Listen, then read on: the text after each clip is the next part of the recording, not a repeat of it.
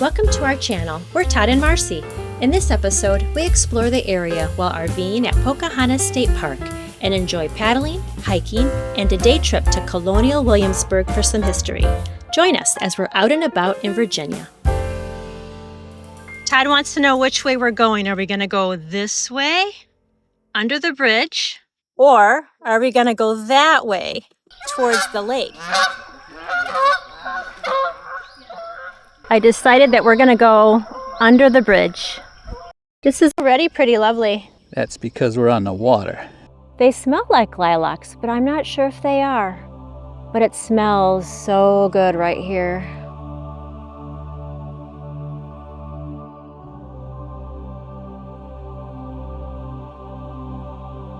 Todd's found something. It's an owl. Ooh, let's see if I can find it too.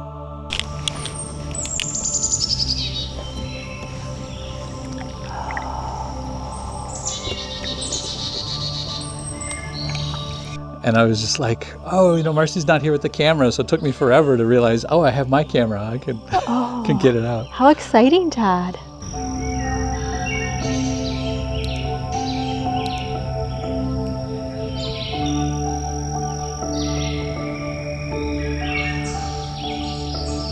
Look at me. Giving me the cold shoulder. I was paddling up the river and he was flying down the river towards me, and as soon as he saw me, he flared, like he was gonna land, and he landed on the branch, right above my head. A big snapping turtle just swam underneath me. You saw him? Oh yeah. Yeah, it's really shallow here and the water's pretty clear. Oh, I missed the snapping turtle. It's a pretty great river, hey? Yeah, it really is. It's so peaceful. And basically no bugs. Nothing's biting anyway. Yes, that's true. I think it's about 5 o'clock, so it's really calm. There's no wind. Saw a deer, an owl, and a snapping turtle. I didn't get to see the turtle or the deer. I'm going to keep my eyes open.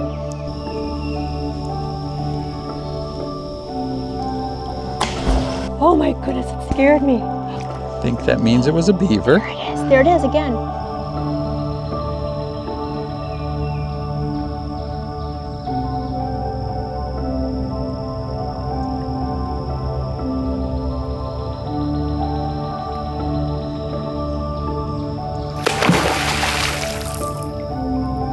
I feel like he could tip me over. He might scare you and you tip yourself over. Yes, I so jumped that first time he splashed.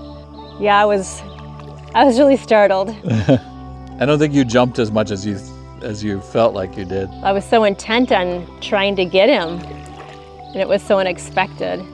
Doesn't seem like he has a dam built up anywhere. Maybe he's out scouting. And he's gonna go back and report, not a good spot. There's people over there in search of more beavers and snapping turtles and deer. And owls. Kind of like a little obstacle course up there, huh? Yeah, I might be getting to the end of my capabilities here. Are you gonna do a limbo? Oh, backing up. The water is like glass. So beautiful. All the reflections of the trees in the water. Aren't they beautiful?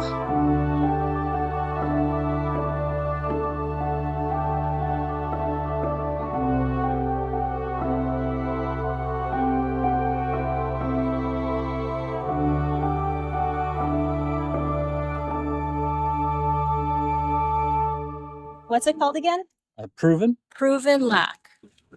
This goes into the ball area and rotates, so that can't come back out. Then you take the chains and loop them into here, making sure you keep it nice and short so that they can't use the chains to haul it away. Then you take this and slide it over, and the whole thing latches together. And now you can't get to anything, and there's nothing to cut with the bolt cutters, so pretty secure. I've heard some horror stories of people's travel trailers being stolen, even from storage facilities. So kind of a little peace of mind. And easy. You did that really fast. Got a lot of experience with it. Yeah. And you're happy with the brand? I am. Our site here was super easy. Super easy. I don't know, sometimes leveling can be tricky, but we just needed to raise it a tad and we're all set. So now he's going to do the jacks and we're ready to experience Pocahontas State Park here in Virginia. Todd's setting up our Starlink. We'll see what kind of reception we get here. We are amidst the trees for sure. So this helps you to align it. Yeah, and then it'll take it a little while to establish a connection. We just got back from the visitor center. It's Sunday, so we were able to quick get in there. They're only open on the weekends. And in the same parking lot, they had Civilian Conservation Corps. And this is a museum in honor of them and all of the work that they contributed to the development of the state park system. They had a lot of information there, including a documentary, which I thought was really inspirational and interesting about how their lives were improved. This happened during the years of the Great Depression, and Franklin Roosevelt was elected, and he said he was going to make some changes, and he did, and he started this program, the CCC program, and the men had to be between the ages of 18 to 25, I believe. They had to be citizens, and they had to be unemployed, and they had to be willing to work for $1 a day. The benefit was that they got 3 square meals a day and they were fed really, really well, and they had a place to sleep. Many of the men were traveling on rail cars throughout the country, just trying to find work, going to soup kitchens, trying to find their next meal. So this gave them an opportunity to work, earn some money, and they were fed, they were given clothes. They were given shoes, which many of them didn't have, or maybe only owned one pair. So they were given two pair. Yeah, it was really inspirational. In the documentary, there were a few gentlemen they were interviewing that just talked about how beneficial it was for them. And, with the $30 that they earned throughout the month, 25 was automatically sent back to their families. That was something else they would have to agree to become part of the program. And they would have then $5 to spend during the month. They would work during the day, and then they were provided opportunities to learn how to do various things like cooking and typing and First aid. Masonry. Yeah, there was some welding. Was in there. Yeah, so they could, learn other skills, which was really beneficial, obviously. Reading, yes. Yeah. They brought teachers in to teach them because many of them, in fact, they said the average young man who entered the program had a 7th grade education. They had doctors come in and give them medical care. I think the program was run by military men. So they would come in and run it like the military as far as, the discipline and what was expected of them. They had to make their beds and keep up their hygiene. And most states seem to have had work camps. There was 108 work camps in Wisconsin alone. Mm-hmm. There were 2 work camps in Alaska, and Alaska wasn't even a state at that time. It took a ton of organization. It's impressive that they were able to do this. Yeah. Because like so many of the parks that we go to, the buildings, the levees, they were all created by the CCC. Mm-hmm. And this stuff is still standing today, mm-hmm. which is impressive. 95 years since this was created. As we've been traveling, we've become aware of this. So we've noticed it in Texas, West Virginia, and in Virginia now, where a lot of these state parks were created by the CCC. It ended at the start of World War II. And for obvious reasons, they needed the men for the war. Thousands and thousands of men were given the opportunity to learn self-discipline and kind of adjust to that type of lifestyle before they had to enter the military. Benefit that was, and a blessing. The camps, which had approximately 200 men per camp, that there were camps in states throughout the country. They showed a lot of video of these guys just doing work, and to get them organized to do the right work and to have mm-hmm. real experts so that they would be doing good things. Right. Planting trees. Oh my goodness, they planted thousands upon thousands of trees. Yes. Fire control. They set up fire watch towers and took care of fighting fires in the forests. It was It was impressive. Very impressive. Made a quick dinner here. We've got meatballs with a little bit of salsa, cheese, and guacamole on the side. The trail that I currently am on is leading me to the Swift Lake behind me. It's pretty mossy back there. The trails are really wide and comfortable to walk on. Really loving this hike this morning. Todd's back at the camper. He's got a remote call. Really nice temperature here. I think it's in the low 70s right now. We had some rain last night, so it's a little damp out here, but as you can see, it's super green. It's just gorgeous. I believe this is called Chesterville in Virginia is where this park is located. We're hoping to be able to get over to Williamsburg at some point. That's about an hour away. One of the districts in Williamsburg is historic Williamsburg, which played a central role in the Revolutionary War. Heading back to the campsite now. Here we are, tucked in Site 116. And not only do they have a lot of hiking trails, but they have quite a few mountain bike trails too. And, you know, the lakes to kayak on and museum, a laundry facility. So quite a lot offered here at the state park. Sounded like rain. Get wet. We're gonna get wet. But we worked in the RV all day today. Well, Todd did. I had a little walk this morning and we were itching to get out. And there's so many nice trails at this park. So we decided to brave the storm, maybe get in some steps before it rains. And we found this lovely bridge here in the woods. Oh, there's a kayaker. Look at all those bugs. And you know what? They're not on us. We're standing here on the trail, but they're hovering over the water for sure. Everybody's quick heading back to their campsites.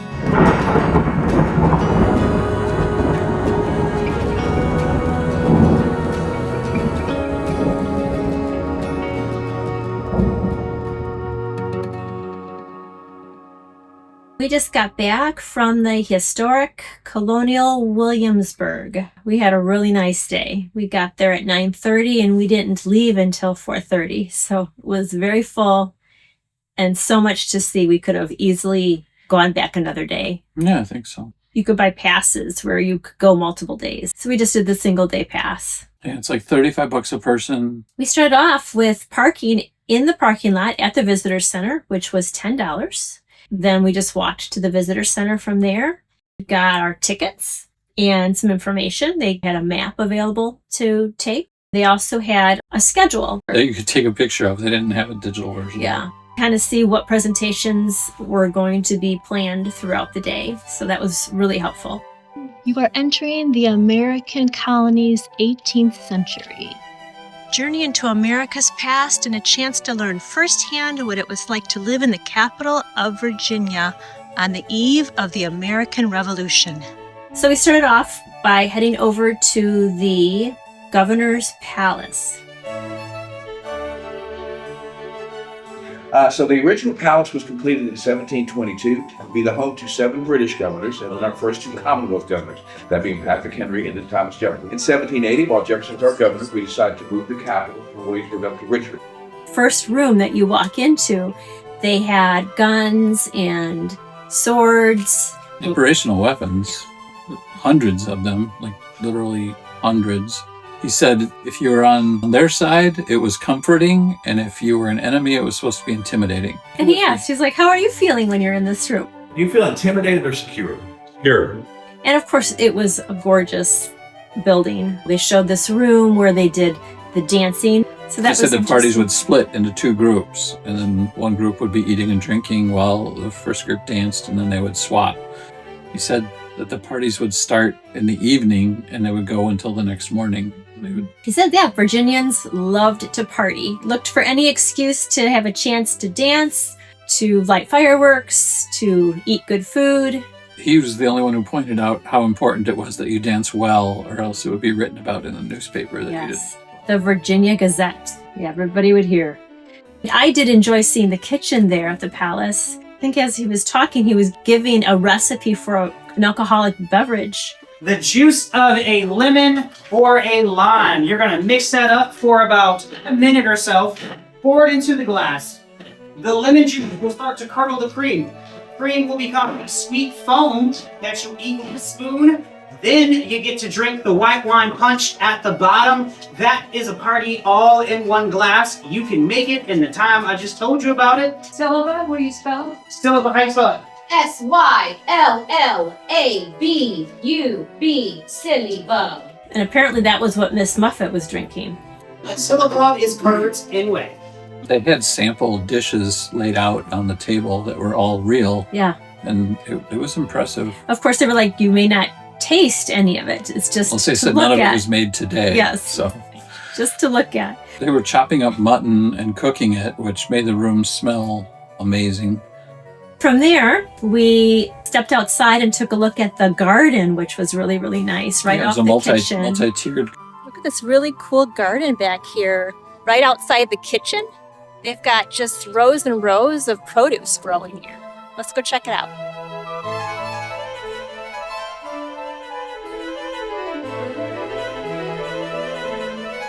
There was an outdoor presentation of What Goes Up, and it Yeah. was like a skit. It was an outdoor theater. Performance of What Goes Up at the Playhouse stage. Okay. Oh, the Playhouse stage, sure, outside. That was really fun. It was just 4 people, Mm-hmm. and they did a spectacular job. Just street acting style, but they really did a great job. I shall describe it in brevity so that you are all aware. They were talking about when hot air balloons were first becoming the thing. From there, we just kind of started walking down the district.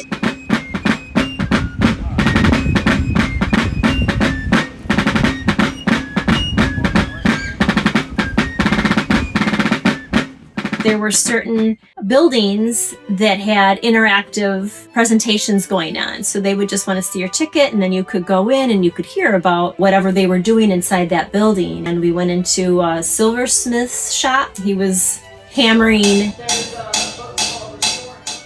Yeah, it's going from rough to smooth just by hammering. Makes it easier to polish later. Or he had this part of a bigger piece of something he was making. He was making like a giant, like a Gauntlet? 4-foot chalice. A chalice, Yeah. okay. You think it's going to take about 18 months to make this? The whole thing in a year and a half. Yeah. Wow. We went into like a merchant's shop where they were selling bolts of fabric. That was really fun to see.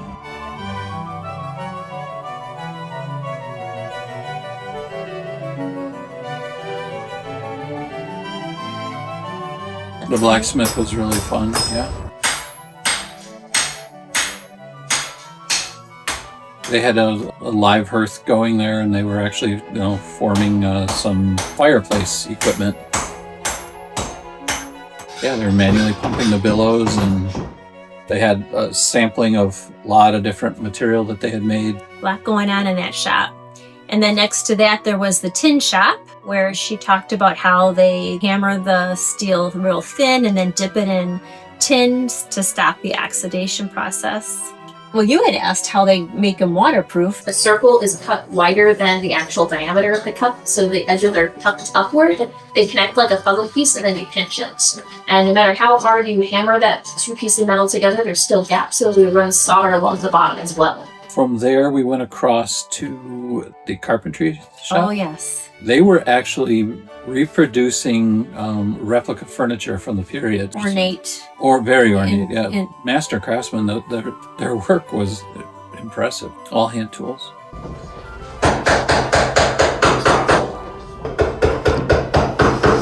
The blades cut like razors, they're a lot easier to use.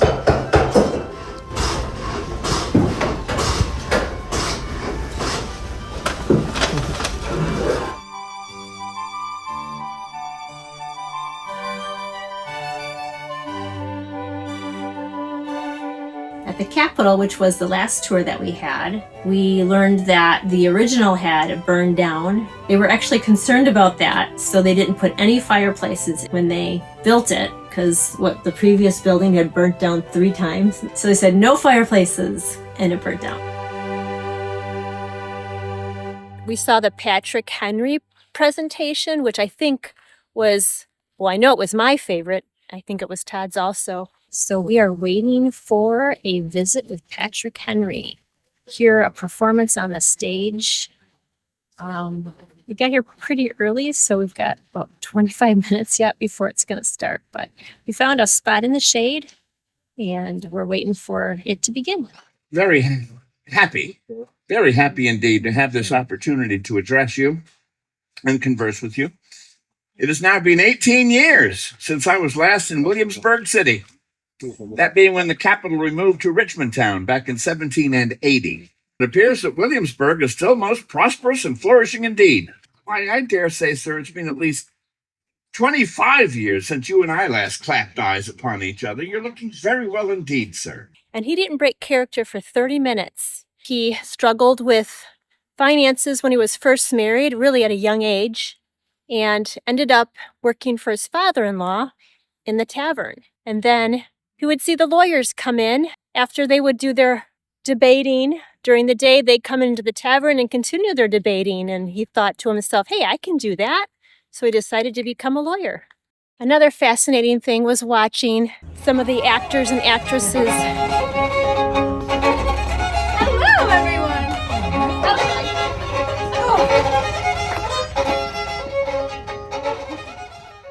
We also were able to briefly see the shoemaker. Learning how to sew was considered a basic life skill. Boys and girls were taught how to sew at a very young age. So a breeches maker would probably expect any apprentice taken on to have kind of a rudimentary understanding of sewing and then to gear that toward this very specialized work. Just walking around, seeing the sights, watching the horses with the carriages go by. How's it going?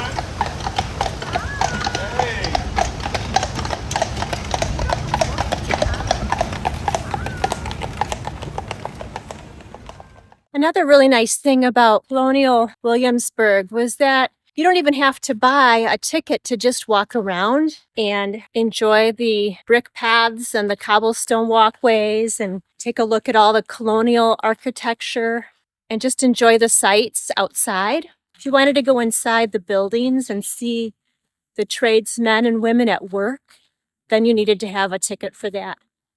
Some of the paintings were amazing too. They had huge paintings of Queen Anne, Charles II, the king. He had originals painted, but then he wanted copies. I think he commissioned over 100 copies to be made. I think they said that they're aware of 13 other copies still available out there. And outside the kitchen, they had this lovely garden, cute little area for their herbs and spices. It's definitely worth going. We would highly recommend it. We hope you enjoyed this video. If so, please like, subscribe, and then join us next time as we continue to be out and about in the beautiful state of Virginia.